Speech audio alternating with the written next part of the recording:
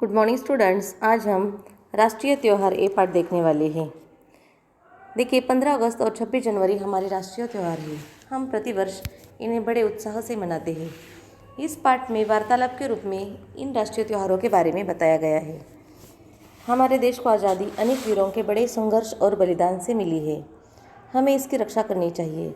आज़ादी के उपलक्ष्य में मनाए जाने वाले राष्ट्रीय त्यौहार हमारी शान है। हमें इन त्योहारों को आदर के साथ मनाना चाहिए। और देखिए, ये जो पाठ है राष्ट्रीय त्यौहार, इसमें वार्तालाप के रूप में इनके बारे में बताया गया है। देखिए, विद्यार्थी कक्षा में राष्ट्रीय त्योहारों पर चर्चा कर रहे हैं। देखिए, इस कक्षा में ज्ञान, आकांक्षा, त्र्यंबक है और वो राष्ट्रीय त्यौहार पर चर्चा कर रहे हैं। ज्ञान कहता है, स्वतंत्रता दिवस एवं गणतंत्र दिवस हमारे राष्ट्रीय त्यौहार है। आकांक्षा, अमर सपूतों के अथक प्रयासों से 15 अगस्त 1947 को हमारा देश स्वतंत्र हुआ। त्र्यंबक, यह दिन स्वतंत्रता दिवस के रूप में मनाया जाता है। ज्ञान, आज़ादी मिलने के बाद बड़ी लगन से देश का संविधान बनाया गया तथा 26 जनवरी 1950 को इसे देश में लागू किया गया। आकांक्षा, इसलिए 26 जनवरी का दिन गणतंत्र दिवस के रूप में मनाया जाता है। क्षितिज, 26 जनवरी और 15 अगस्त के दिन और क्या क्या होता है। ज्ञान, राष्ट्रीय त्यौहार वाले दिन राष्ट्रध्वज फहराते हैं, राष्ट्रगीत गाते हैं।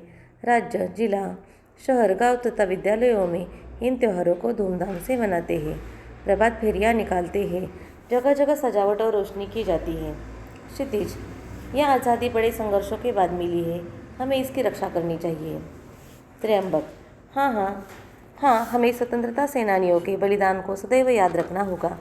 अपने तिरंगे का सम्मान करना हमारा कर्तव्य है। आकांक्षा, राष्ट्रीय त्योहारों पर झंडा वंदन के लिए सभी का समय पर उपस्थित होना आवश्यक है। राष्ट्रगीत के समय सदैव सावधान की मुद्रा में खड़े रहे। राष्ट्रीय त्यौहार हमें पूरी निष्ठा के साथ आनंदपूर्वक मनाने चाहिए। देखिए, अब हम पाठ विस्तार से देखते हैं।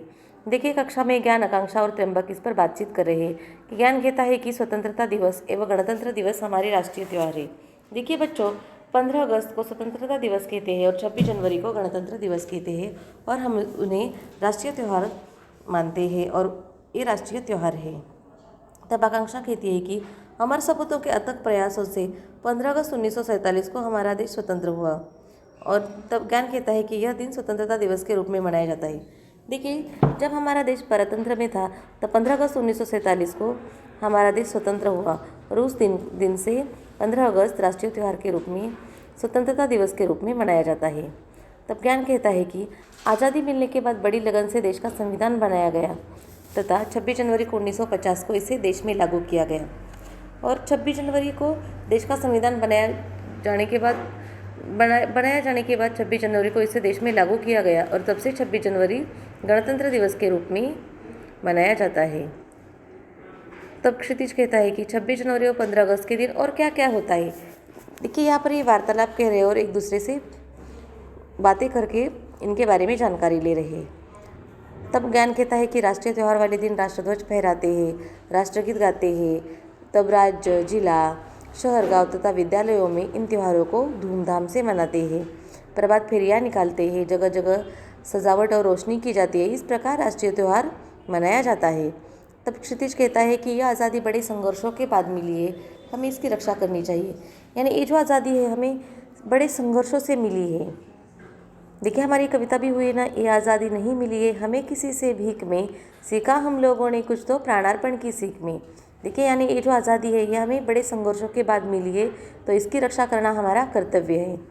तब त्र्यंबक कहता है कि हाँ, हमें स्वतंत्रता सेनानियों के बलिदान को सदैव याद रखना होगा। हमें उनके बलिदान को याद रख के हमें अपने तिरंगे का सम्मान करना होगा। इसका सम्मान करना हमारा कर्तव्य है। तब आकांक्षा कहती है कि राष्ट्रीय त्योहारों पर झंडा वंदन के लिए सभी का समय पर उपस्थित होना आवश्यक है। देखिए, उस दिन झंडा वंदन होता है और उस दिन हमें समय पर जाना आवश्यक होता है और राष्ट्रगीत के समय सदैव सावधान की मुद्रा में हमें खड़े रहना चाहिए। राष्ट्रीय त्यौहार हमें पूरी निष्ठा के साथ आनंदपूर्वक मनाने चाहिए। इस प्रकार ये जो छात्र है यहाँ पर वार्तालाप कर रहे हैं। अब देखिए, यहाँ पर उचित जोड़ियाँ मिलाइए। स्वतंत्रता दिवस 15 अगस्त, 26 जनवरी गणतंत्र दिवस। राष्ट्रगीत के समय सदैव सावधान की मुद्रा में खड़े रहे। झंडा वंदन के लिए समय पर उपस्थित होना आवश्यक है।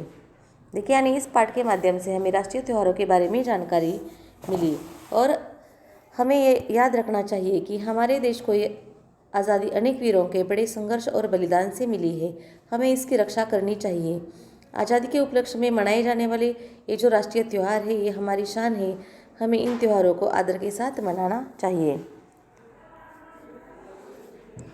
देखिए, वर्ग कार्य और गृह कार्य। कोष्टक में से उचित शब्द चुनकर रिक्त स्थानों की पूर्ति करो।